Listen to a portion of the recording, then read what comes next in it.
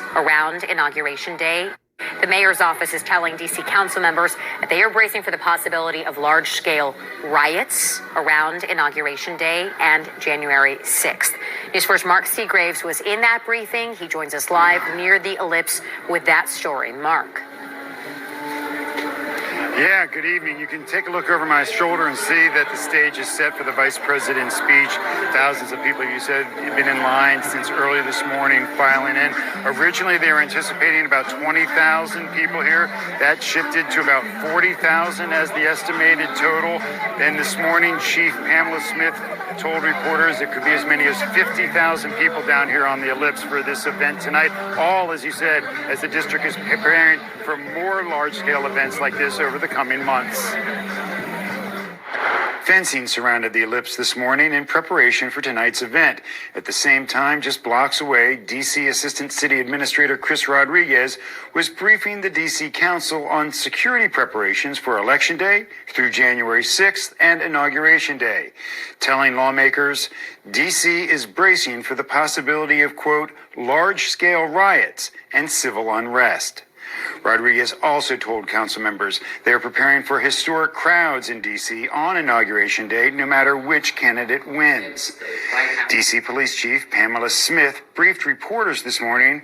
She said her officers are ready for all the different events taking place today as well as the coming months. I want to assure you that the Metropolitan Police Department and all of the D.C. government agencies continue to prepare for these events. The Metropolitan Police Department supports individuals peacefully exercising their First Amendment rights.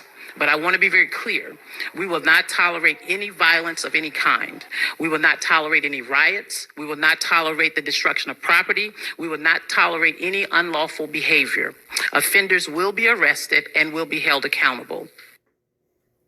Now you're taking a look down Constitution Avenue by the White House with this road completely shut down for as far as you can see. And then take a look over here on the lawns of the Washington Monument. This has been set up with speakers and screens for an overflow audience here tonight. Now, again, in the comments from the Assistant City Administrator and the Chief of Police, this is the first time that both of them have used the word riots when describing what they're preparing for as we get closer to January 6th and Inauguration Day. That is notable. As for the mayor tonight, she will be both attending here at 7 o'clock, the Vice President's speech, and then she will head over toward DuPont Circle at 9 o'clock for the high heel race. That's the latest down here at the Ellipse. Mark Seagraves, News 4. All right, Mark.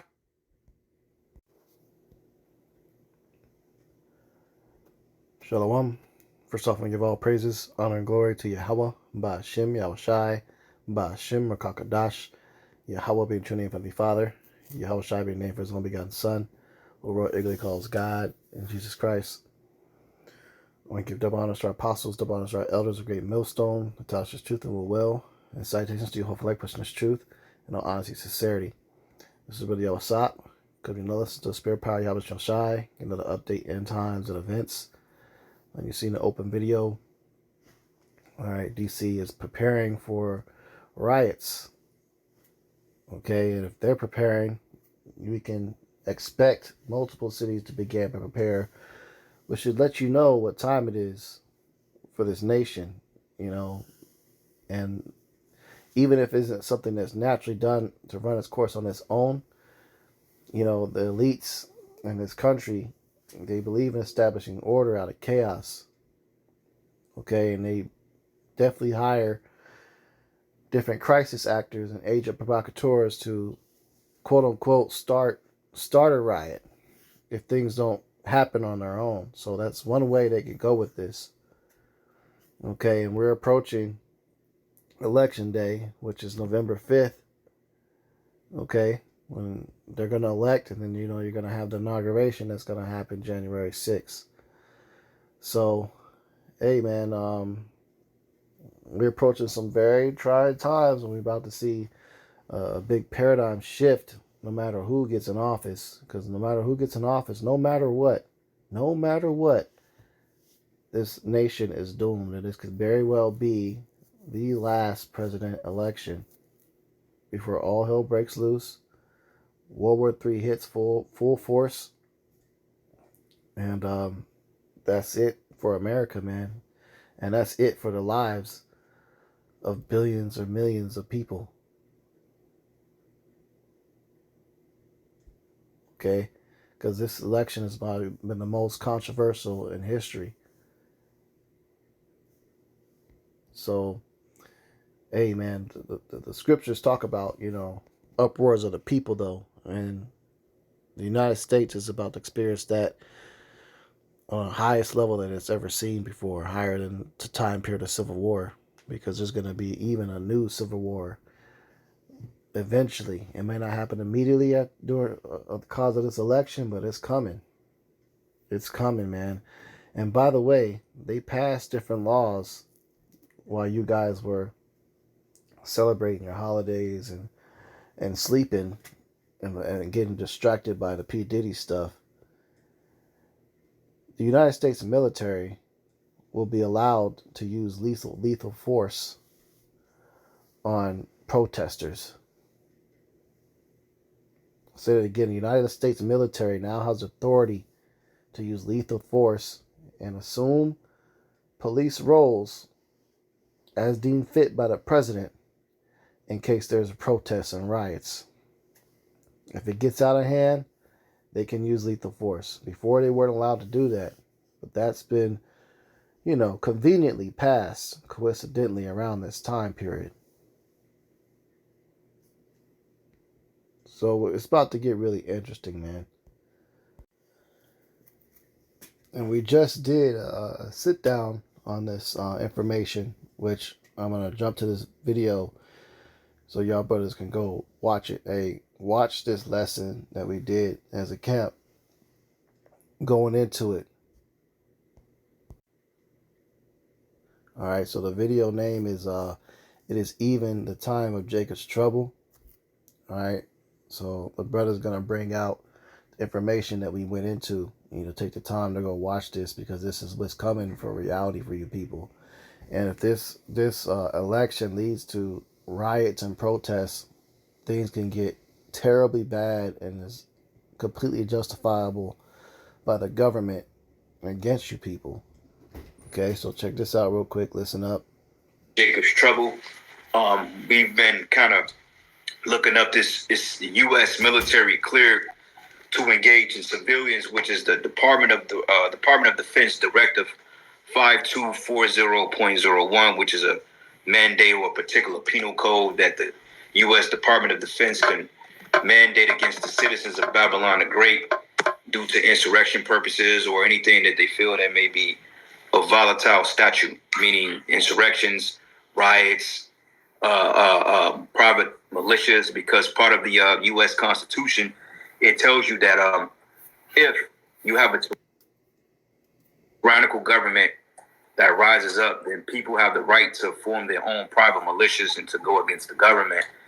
And this particular government has been infringing on the rights of people since they've been a fucking government, man. Okay, so hey, there's information there that we start bringing out in the lesson.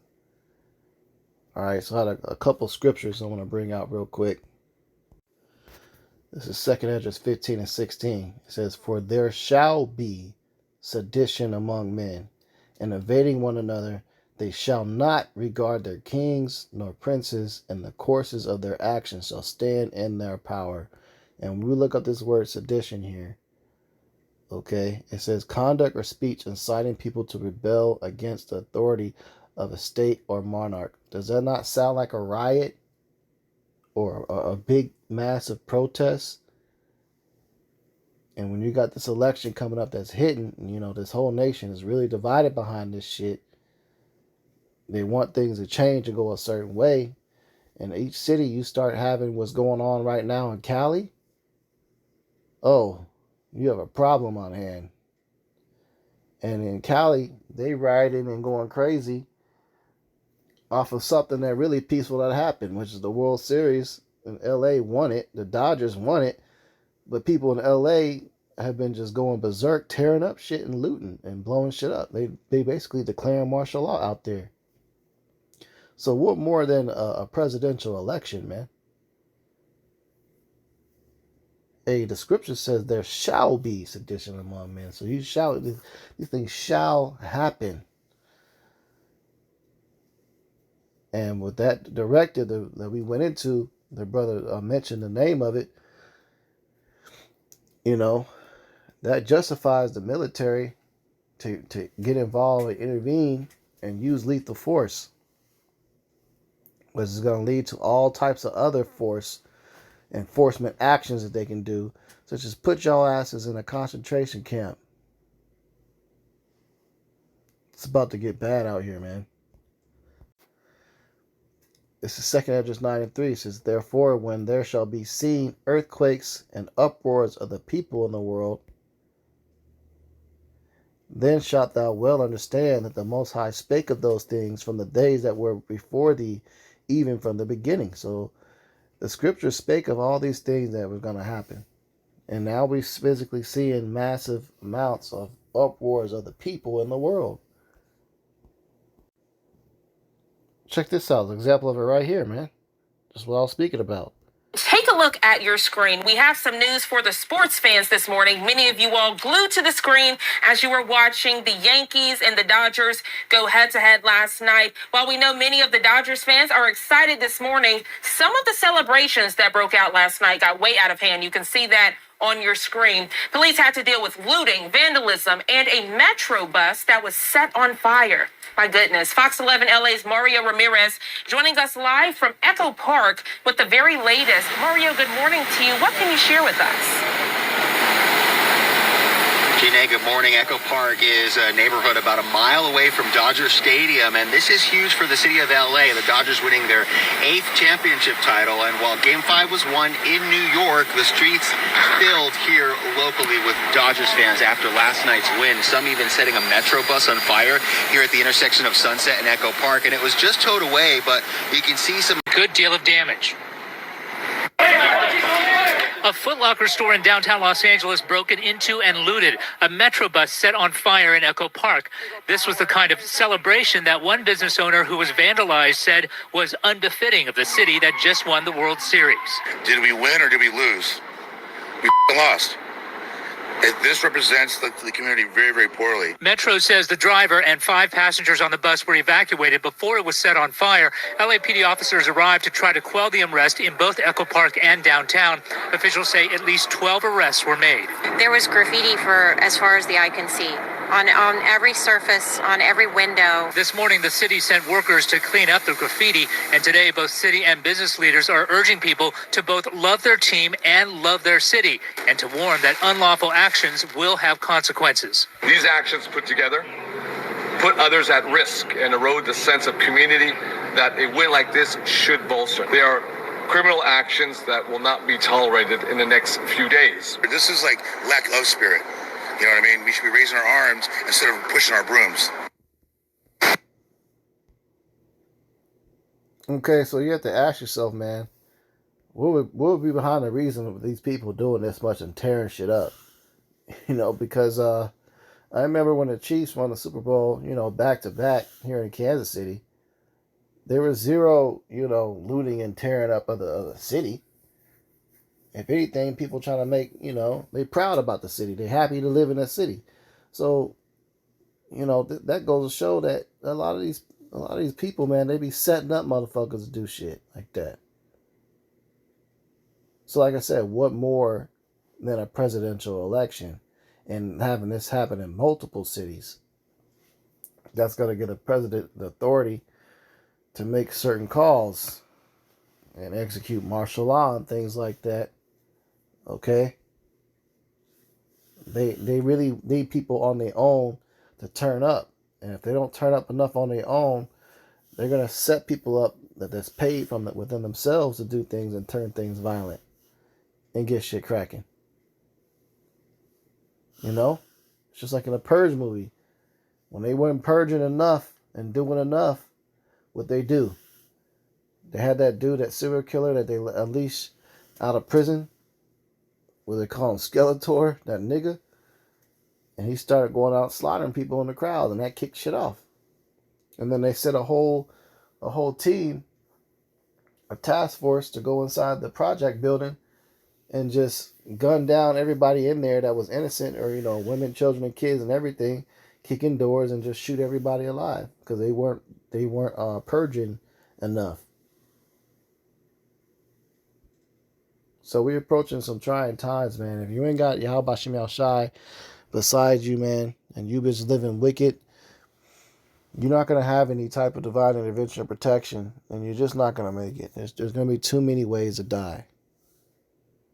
From starvations, from the violence, from guns, and, you know, and from natural disasters with floods and earthquakes and fires. And there's so many ways that you're going to be able to go, man. Even illnesses, that's getting ready to hit back in a big way. It's getting rough, man. So y'all better repent while you still can. So like I said, it's just a quick hit lesson, man. Always well as edifying, though. I'm going to close out. Give all praises, honor, and glory to Yahweh, by Hashem Yahushai, by Hashem Kakadash, the bonus to our apostles and elders, great millstone, touch truth and will. Salutations to your whole person is truth and all sincerity. Shalom.